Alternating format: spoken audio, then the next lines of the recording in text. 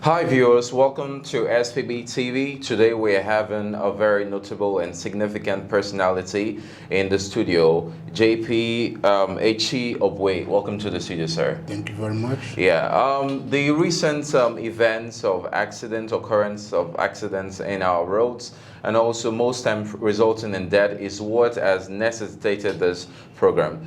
Sir, we understand that you're the chairman of CAC, Concern Our Citizen. Is that right? That's correct. Thank you very much. And you published an article, and that article actually captivated our attention, and that's why we have you here to answer some questions based on the article that you published.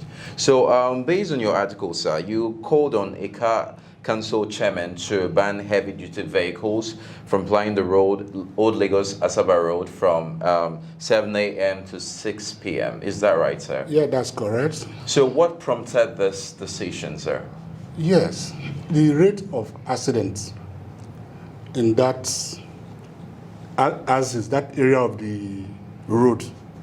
For example, the urban migration, people have been moving into the town. So the population is not very high. That area is tight. So I'm not actually calling for outright ban on heavy vehicles. There are alternative routes that they can use to access wherever they are going to, like taking the express. So what I'm calling for is from the College Junction, the Old Lagos Asaba Road, to around the Wike Junction. Stop the movement of vehicle for a particular period of time, mostly rush hour, where people are rushing to work, going to work, taking children to school. That's the most likely time accident happen around there. So that is exactly what I'm calling for. So what prompted your decision is based on the high rate of accidents? High, very, very high. Okay, thank you very much for that. So what measures can be put in place to help those heavy-duty vehicles transport themselves if at all the vehicles are banned within that time? Because you're not saying that they should be banned completely, but because of the accident rate and the usage of that particular portion area of the Old Lagos Asaba Road. So what measures can be put in place to help these vehicles, just in case they have to, maybe they have something to do around that area, and they would have, are there alternatives? Yeah, they should use the alternate routes. An example is this: a vehicle coming to deliver something at the garage market, okay, can access the market through Balike Street, okay, through Marere Street, okay, through Professor Bell Street. They can access it. They don't need to come in descending that heavy slope. The major problem causing the accident is more brake failure from those very heavy vehicles. As they're descending the slope, sometimes they lose their brake control of the vehicle and they run into people. But if they are coming from the feeder roads, which is not on the slope, I'm sure the rate of accident will be minimized. Thank you very much, sir. You commented on having alternative routes. Yes. Outside these ones that you mentioned, imagine they're not available, or circumstance surrounding these areas obviously shows that those routes cannot be used. Do you think that the government have the resources to create alternative routes for these heavy-duty vehicles? Yes. I thought that government should create something like culvert or bridge crossing the river in some, so that's on streets, like a decay street. Yeah. You can enter the town from there. Okay. Then the other streets on the other side, if you cannot east, that you can access. Open up the place. If you open up the town, the congestion around that traffic light will reduce. Yes. That way, accident rates will be reduced. You're very correct. So the government have the resources to do this? Yes. Okay. Now, if these suggested measures are put in place, and also, of course, the regular training of the traffic wardens, popularly known as Okoa Police, is implemented, do you think that citizens as well will also obey traffic regulations? Because let's deviate a little bit from this. Yeah. Let me cut in there. Okay. The one you call Okoa Police. Yeah. From what I noticed, I think they should be combined with some security personnel, armed security personnel. Our people don't obey a man that is just standing on the road, raising his hand, say stop. They would rather run you down with their vehicle or their motorcycle. So, but if you have a way to arrest them I'm sure they will obey. If you go to the traffic light, nobody obeys traffic lights. People, the man there, you might see like 10 Okada riders moving at the same time. How many is he going to hold? So you need some kind of force to make these people obey traffic rules. Most of them don't even know how the traffic light works. Some people don't know that this color says stop, this color says go. Some don't even know the direction. They don't even know which one, with this light, where is it leading to? Exactly. So you need to have a kind of a way to, first of all, conscientize the people on how this thing work. Then a way to enforce it. Okay. Give those Okowa police some kind of protection to do their work. I'm sure they will do their work diligently. They will be able to curtail this problem. So if they don't see armed security men, they will not comply with the regulations. A typical example, go to the expressway.